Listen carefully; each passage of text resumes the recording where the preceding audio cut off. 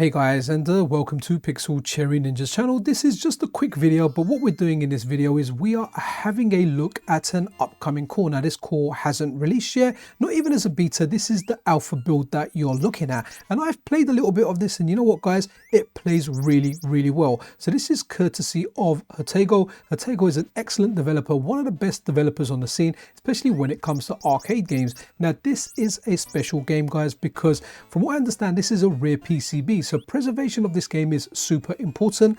Now this game was released in 1985 by Taito, and it's not something I played in the arcades. I don't have that nostalgia for this game. However, as soon as I played it, and it's a single screen platformer, I like that stuff, and you can see that games like Bubble Bobble were inspired by this. In fact, like some of the enemies in this remind me of a little bit of like Bubble and Bobble, the two dinos in the Bubble Bobble games. So if you want to get access to this game, hopefully this will be out very soon as a beta release from Taito and team. So to get access to this, you will initially need to be a Taito Patreon supporter, but not to worry if you are not a Patreon supporter of Taito.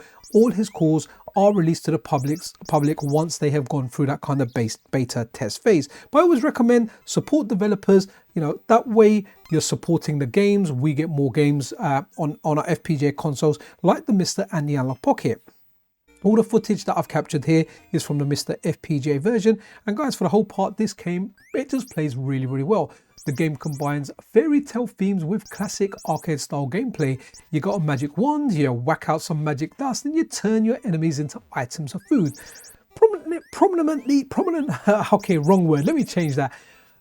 Most commonly, you turn them into cakes. So your character is called, I'm probably going to butcher another word here, Ptolemy, I think that's how you say it. She's a young witch tasked with clearing magical lands of monsters by turning them into food. Now, there's a good way of killing them, which racks up a high score. You turn one into a bit of food or the cake on like a higher platform, and then you drop that down onto other enemies to kind of rack up your score. It's a little bit more difficult for me to do. Ultimately, you can just keep spamming your attack and kind of run into them, and that will destroy them as well. Now, initially it starts off quite easily, but like most games, it progressively gets more difficult. Enemies include knight, goblins, dragon, and an angry ghost that appears if you take too long to complete the level, which is very like common for single screen platformers. If you are not hurrying up and destroying those enemies, well, something comes out. That kind of pumpkin head in Snow Brothers comes to mind, that kind of thing here. So the scoring, like I said, involves chaining, and if the more enemies you can destroy in one go by dropping something on the head, well, the more score you get. And this was the day where scores were everything, right? We didn't really have too many multiplayer games. As far as I know, this is just a one-player game. I don't have a friend around to test, but I'm pretty sure it is just one player. So you want a high score. The game has a massive 101 levels, and you can definitely see, even a blind person can see, stuff like Bubble Bobble and Rainbow Islands is definitely inspired by this. It's nice to get some gaming history.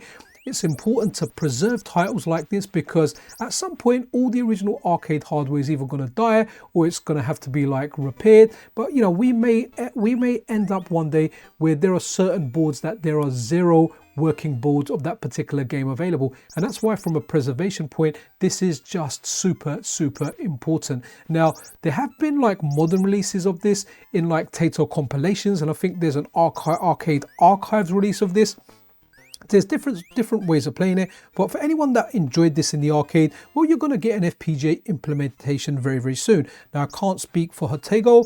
I don't know when he will release it. I'm really hoping this gets released on Friday, because it was kind of supposed to be out last Friday or even like a JT Saturday, but due to unforeseen circumstances and some issues that arise in development, Taito was unable to release it. I'm very confident it will be out on Friday, but don't take that as gospel from me. But yeah, guys, just wanted to show you this. This is the Fairyland Story running on MiSTer. I know it's going to get supported on the MiSTer and the Analogue Pocket. Likely it will get a CD and MiSTer release too, but I don't have those platforms, so I don't really know. But that's one thing I love about Taito, his dedication and support to supporting pretty much any FPGA console out there that's worth covering. So amazing stuff. Hopefully we'll have an awesome JT Friday. But I have to say, playing this game, it's very charming. It's very good. And for the time it was released, 1985, you know, when you cast cast yourself back to 1985, and when you think where technology was at that time, this game is just, it's pretty mind-blowing for that era. Anyway guys, that's it from Pixel Cherry Ninja. Be absolutely awesome to one another.